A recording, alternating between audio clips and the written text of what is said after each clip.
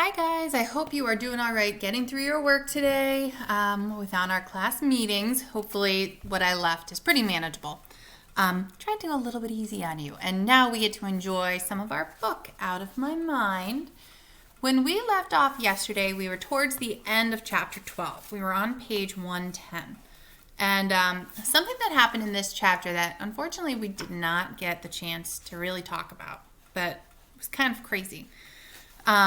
Was now that Melody has this teacher's aide helping her, Catherine, and she's involved in class and she's actually finally having an opportunity to show that she's smart. We have Claire, what a brat, complaining that Catherine is helping her to cheat on her spelling test. And Melody said it's almost as if she's jealous. Something that Claire said really kind of pricked me like a pin. It's not fair. Imagine somebody being like, it's not fair to Melody. This poor girl who can't walk, can't talk, can't communicate, can't feed herself, can't go to the bathroom. And somebody saying that she has a leg up and that it's not fair just blows my mind. And there's a saying that I've seen on a poster in our school outside of our music teacher's room and that I really like is that what's fair is not always equal. So obviously, they both need an opportunity to show that they know these spelling words, but the classmate, Claire, doesn't need somebody helping her. Melody does. So they both have the same opportunity. It's just that Melody needs a little bit of assistance. It's not that she's cheating, though. So we were just learning about Mr. Dimming, who is her social studies teacher. Let's pick up on page 110. Please follow along. As I mentioned last time, I'm reading it to you, but by actually putting your eyes on the page, it is going to help you with understanding how to do paragraphs, how to do capitalization, how to do correct punctuation. It will help you with spelling, with writing, with fluency. So please, please, please follow along as I'm reading. When Mr. Dimming got to American presidents in class, I rocked. He gave the students a list of presidents and all their vice presidents and told us there would be a test in a week. Catherine read the names to me several times. I've never even heard of some of these men, she admitted to me as we went over the list the first time. Hannibal Hamlin was Abraham Lincoln's first vice president? Who knew? I memorized them all. When Mr. Dimming gave the test, all I had to do was point to the right answers. He checked to make sure that Catherine wasn't helping me. I even finished before some of the others. While Mr. D was returning the test papers, he gave the class a few minutes of free time to sharpen pencils or stretch or talk. I was surprised to see Rose walking toward my desk. How did you do on the test, Melody? She asked. I only got a 75. She looked disappointed. I had gotten an 85. But I was so excited that she'd come over to me that I got all mixed up. So I pointed to 5 and then 8 on my board. She touched my arm, her eyes full of sympathy. Don't worry, she said. You'll do better next time. And she did this right in front of Molly and Claire and the rest of the class. There was no way I was going to tell her what I really got on the test. I tried to think of something to say so she'd stay longer. Pretty and shirt was all I could come up with using my lame board. I sure could use a word choice that said cool outfit, but somehow Mrs. V had overlooked that one.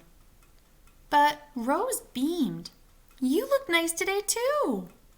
I really didn't. I had on a faded blue sweatshirt and matching sweatpants. Mom hardly got me anything else these days. But I hate sweatsuits. If I could choose, I'd wear blue jeans with sparkly decals, a blouse with decorated buttons, and a vest. But I had no way to tell Rose that, so I just pointed to, thank you. Incredibly, she touched my arm one more time. Then she went back to her seat and her friends.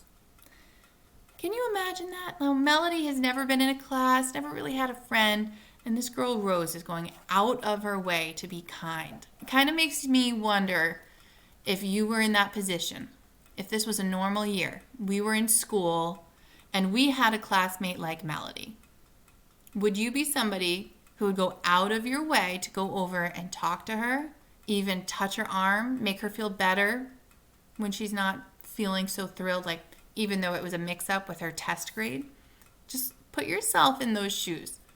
Would you be somebody to go out of your way like Rose did?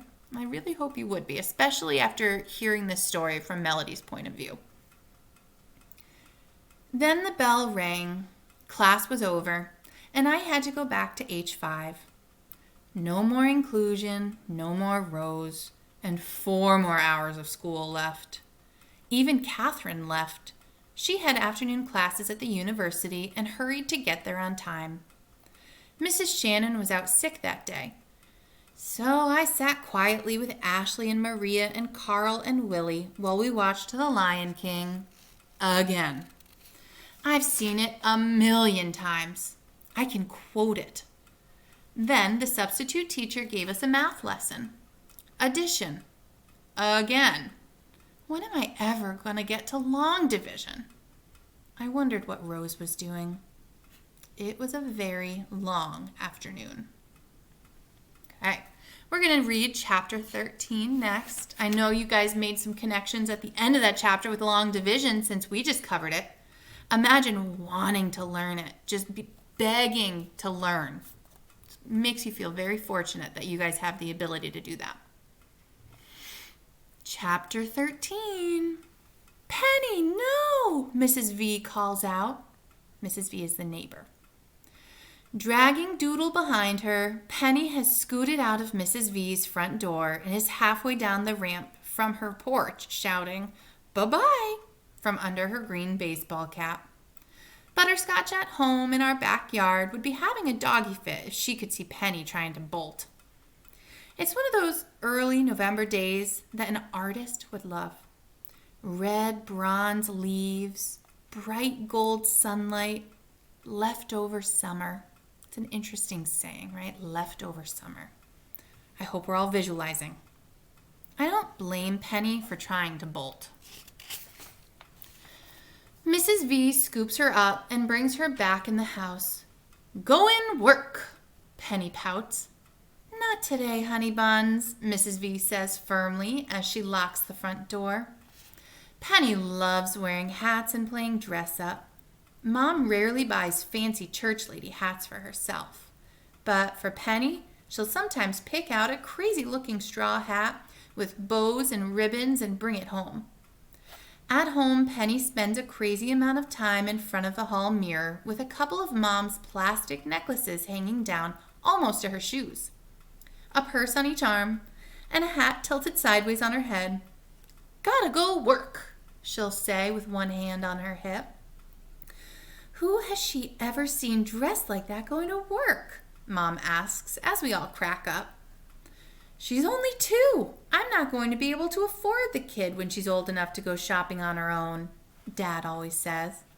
He snaps every cute pose she makes with his cell phone camera. When Mrs. V sets Penny back down, Penny pokes her lips out, throws Doodle on the floor, and wraps both her arms around her chest. I laugh. I wish I had enough coordination to have attitude.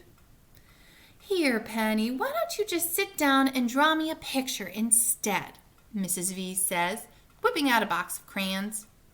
Attitude forgotten, Penny grabs a handful and promptly begins to scribble all over the coloring book, as well as Mrs. V's table. I wish I could use crayons. I'd draw a rose with a velvety red bloom and a green stem and yellow-green leaves coming from it. I can see it so clearly in my mind, but of course, when I put a pencil or crayon in my stupid tight little fingers, all I can manage are squiggly lines.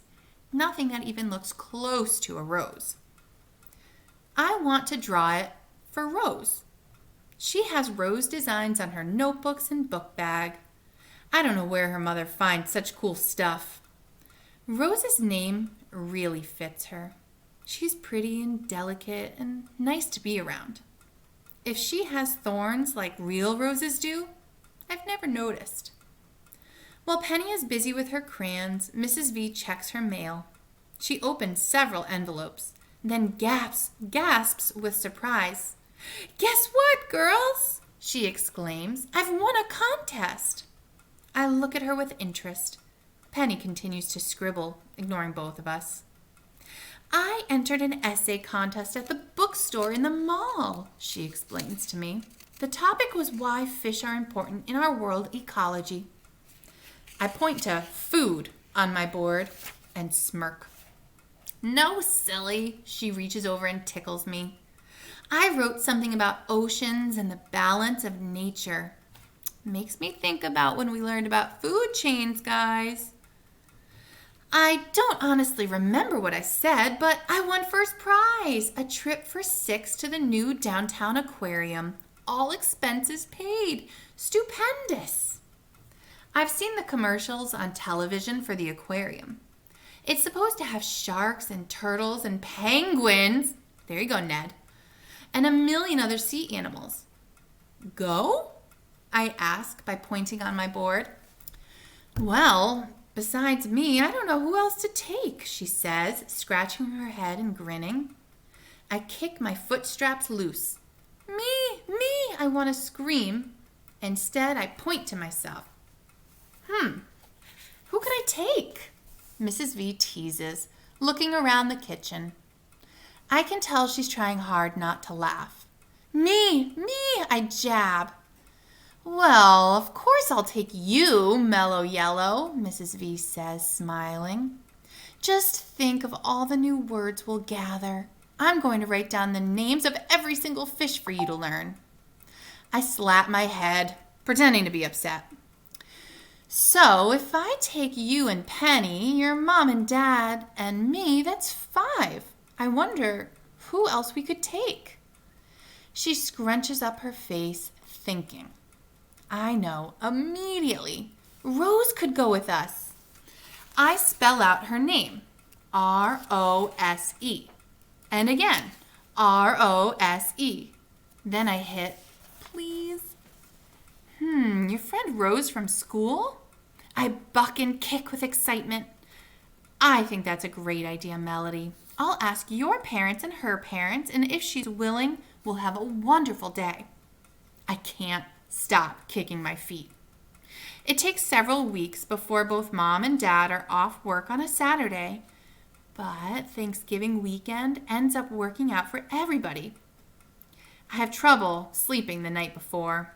Rose's parents seem really nice from what I could tell from listening to Mom's end of the conversation. I couldn't believe Rose wanted to come. She wanted to come with me, the kid in the chair. At school, Rose whispered with me about the trip, just like I'd seen other kids do when they have secrets. I felt like a real girl. Now that the Saturday is finally here, we all pile into our SUV early in the morning. Even though the weather has turned pretty chilly, I made sure Mom put a really nice outfit on me. Cute jeans and no sweats.